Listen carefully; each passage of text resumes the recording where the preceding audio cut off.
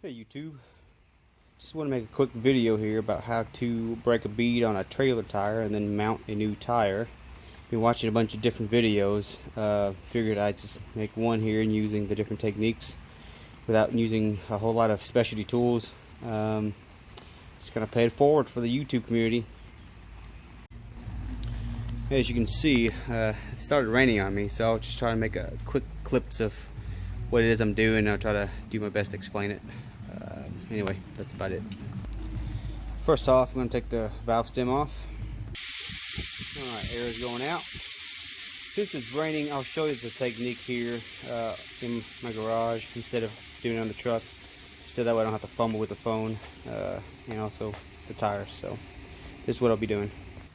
Okay, so what I'm going to do to break the bead is I'm going to move this tire. Well, the rain's picking up.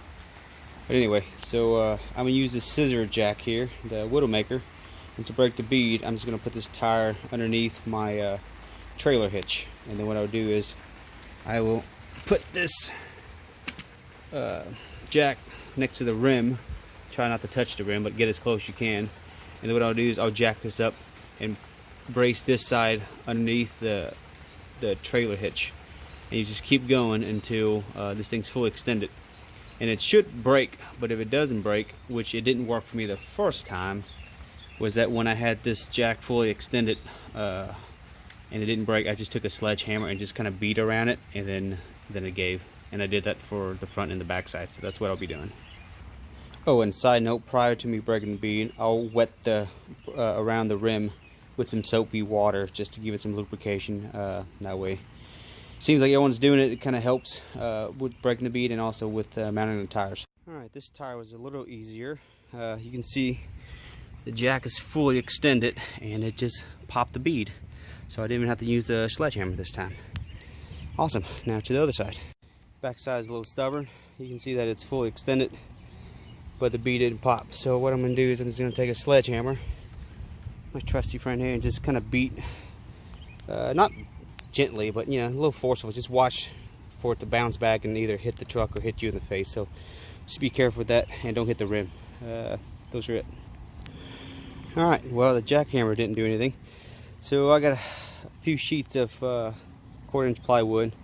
I'm trying to raise the tire up a little bit to give me a little more height, so I can have more room to push the tire down with the scissor jack. So let's see if that works. Still a little stubborn. So now with the wood, I'm gonna try the sledgehammer again and see what happens. There we go. Just one tap of the sledgehammer and the bead gave. So it's all good. Now let's take it off. All right, time to take the tire off the wheel. If you have tire spoons, it will help. But in my case, I don't have any tire spoons with me, so I just got these 2 pry bars. I do have these motorcycle spoons for the tire. The reason why they're helpful is because you see this one is a little smaller, but it's got a little hook there, and it helps you to hook inside the tire when you pry it out. It kind of holds it in place, and that's kind of what the pry bar is going to do. It's not graceful. There's really no graceful way to take this tire off manually by hand without using like a tire mount machine or something like that. So I'll try to take some pictures as I do this, because it's kind of hard to do this and film at the same time. But I'll just put one pry bar in. I'll put 2 in, about, I don't know, 20-30 degrees apart, and then I'll get the first one will be the short pry bar, because it's going to be easier to turn, and then I'll use the long one for leverage for the second turn. And I'll just kind of work my way around until I can pop the one side off, and then go from there.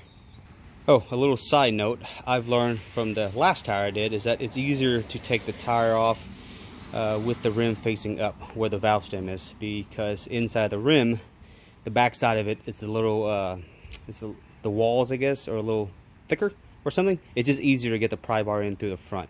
And I'll show you the rim, what it looks like when I take it off, so you know what I mean.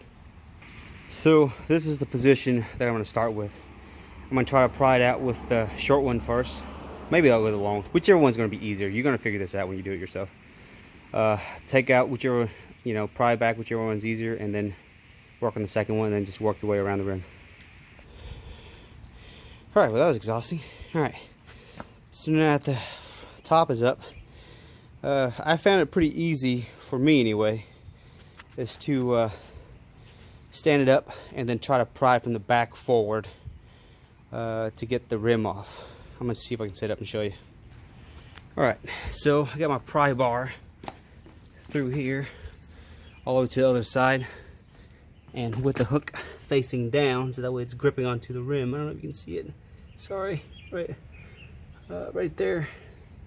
And then on the bottom you kind of have to move the tire, the one that's on the inside, kind of resting in the middle of the tire so that way it's got room on top for you to stick the pry bar in. So from here what I do is just kind of hold the tire back and just pull the pry bar, and it comes off pretty easy for me. I'm not sure it's going to be for you, but this is the best way for me to do it. I've been struggling with laying the tire down on the ground and trying to rip it out, and it didn't work out. So this method worked for me, so I'm gonna go ahead and do it. All right, the rim is off. Like I was talking about earlier, it's easier to get the pry bar in through the front. This is the front of the rim. That's the back, and the reason is this here. It's a little thicker on the back side, so that way if you stick your pry bar in through the front, you got a little more room, a little easier to get to before you can kind of pry it out to get the tire out. That's why I was talking about start taking the tire off from the front, because the back you got this whole thing, and so you got to go deeper in to make sure you can hook this back, you know, and pull it back, and it doesn't work out as good. So, pro tip. Well, now that you got the rim off, let's go ahead and clean it up, get any debris out and all that good stuff, and then prep it for the new tire. So when you do the new tire in here, you have to soap it up on both sides. That way it goes on a little easier. Alright, rim's clean, got the tire out. And to put this on the rim, I've always been told that there's a white mark or some sort of a mark, yellow or whatever, on the tire that indicates that's the lightest point of the tire, and it should go where the valve stem is. I don't know if that's true with trailer tires, since I'm really not going to balance it either, because I don't know, people don't really balance trailer tires. So I'm going to make that white mark match to the stem there. But first I'm going to go ahead and lubricate the tire with a bunch of soapy water, and then I'll put it on. Alright, tire is lubed up. There's no gentle way to do this. I think it's actually good to use a little force to kind of slam the tire at an angle in. Alright, there's no gentle way to install the tire.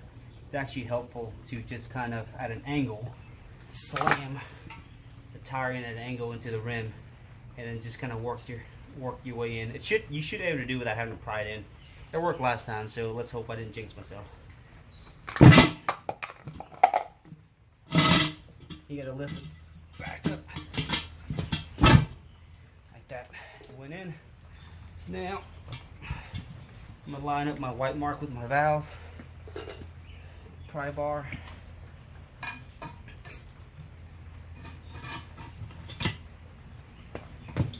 Actually, it helps if you lift one side up and kind of push that in there. Pry bar. Put that in.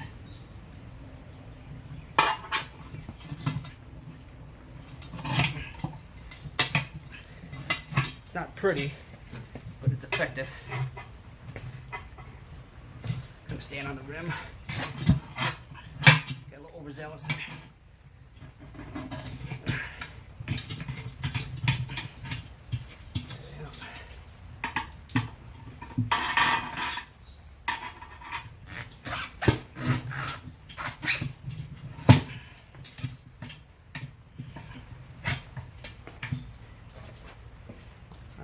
Stand on this side. This pry bar here.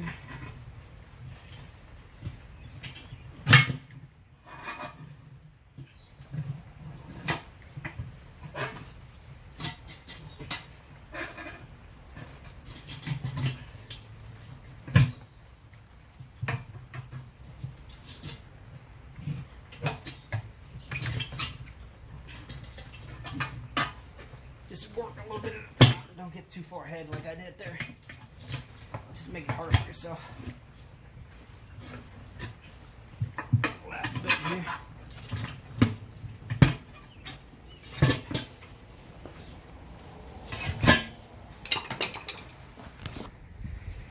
There you go. So line up the mark on the rim. Yeah, it's a little off. Here you go. Alright, so now I'm ready to seat the bead on the tire. My problem is my new tire here. There's a huge gap down here.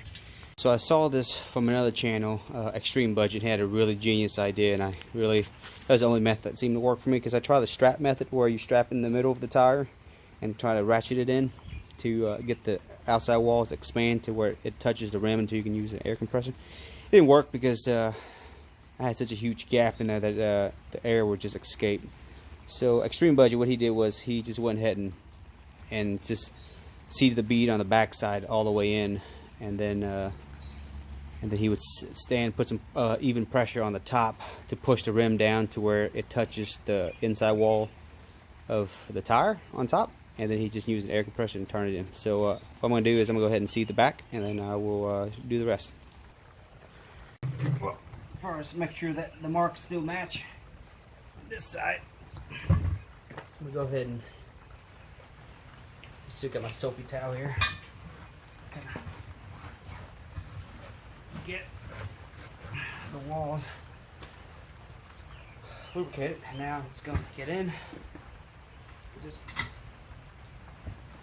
the bead back here.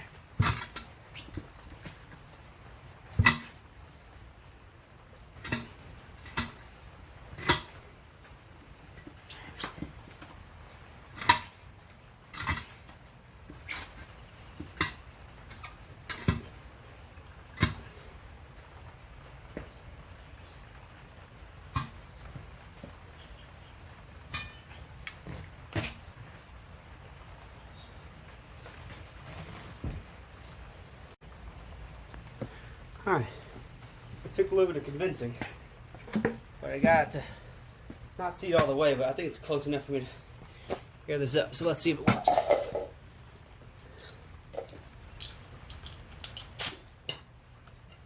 So put pressure on top. There we go, I think it's taking.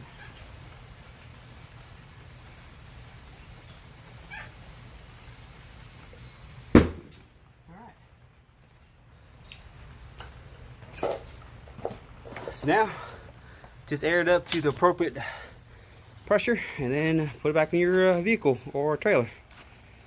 Thanks for watching. I just wanted to make this quick video. Just kind of pay it forward for all the different videos that I got ideas from, and just kind of, you know, the cheap way to get a tire mounted if you don't have access to a shop, or you just want to save 12 bucks a tire. Thanks for watching.